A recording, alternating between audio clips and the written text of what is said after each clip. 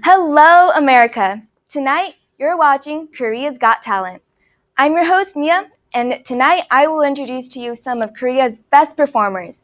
But today's episode will actually not be a regular program, but will instead be a special segment where I will bring to the spotlight some of the stigmas against K-pop, examine why it has become so globally popular, and explain some of the differences between the US and Korean music industry. The show asks that everyone will listen with an open mind and will hopefully come out of this being a little more informed about the sensation that is K-pop.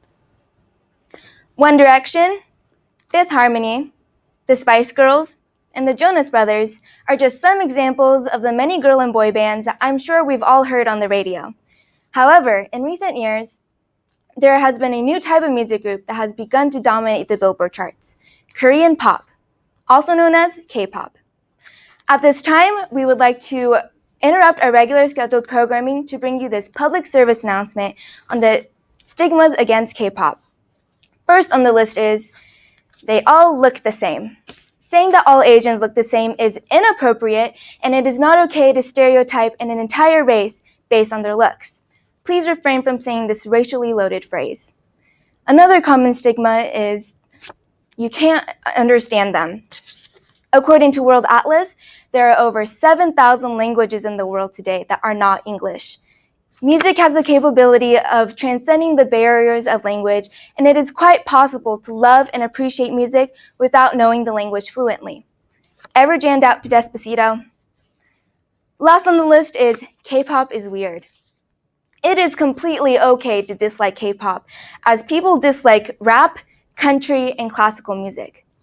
However, disliking K-pop solely because of their race, their culture, and way of life is not similar to your own is actually called xenophobia. As we end this PSA, please keep in mind that everyone has their own taste in music, so let's respect one another's choice of music.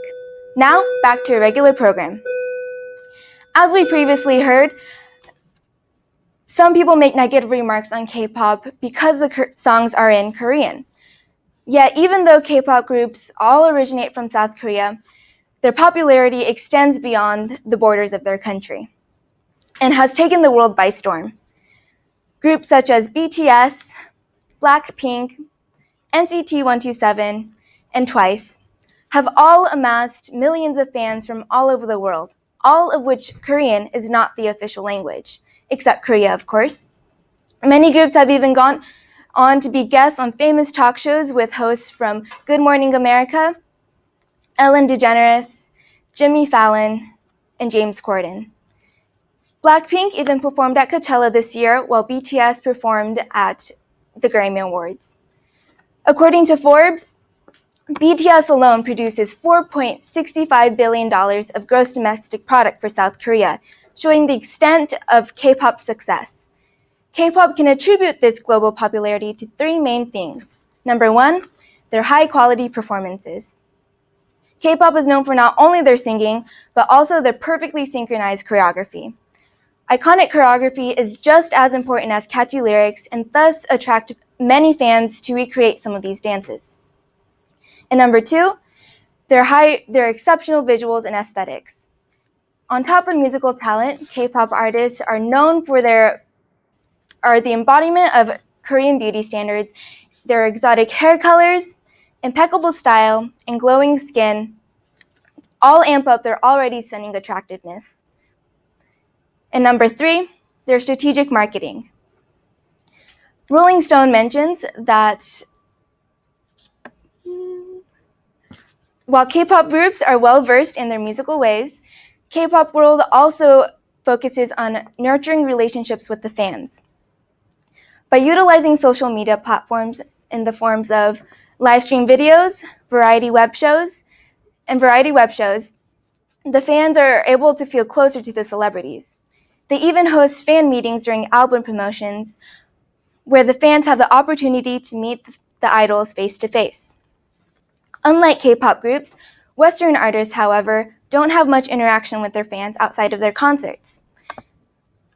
By producing more content that allows the fans to see the celebrities' personalities outside of their stage personas, K-pop groups are able to create a more stronger and more devoted fan base. Speaking of differences, let's take a look at some more traits that differentiate the US and Korean music industry. One major difference is that while the Western music industry looks for ready-made talent, K-pop artists are groomed and mentored. K-pop companies usually find these artists through the many auditions that they hold. Even if the few that are selected and pass the auditions, they spend many rigorous years training their singing, dancing, and acting abilities, as well as learning English, Japanese, and Chinese before they are approved to debut. The reason why they are expected to become multilingual is so that they can appeal to a greater audience. However, Western artists are an advantage because English is already spoken widely around the world, so they don't have to record their songs in another language. However, a Billboard article mentions that K-pop groups usually have Chinese and Japanese versions of their songs. Another way that K-pop groups engage the audience is through their wide variety of concepts, unlike Western artists who usually tend to stick to their trademark style. K-pop artists usually switch up their style according to their new song. Concepts can range from lively to dark to sexy and even cute. As we come to the end of the show, let's take another look at what we learned about K-pop. From its stigmas, global popularity, and its different approach to the music world, K-pop continues to be a topic of conversation. Yes, it's not something we're used to. Yes, it's very different.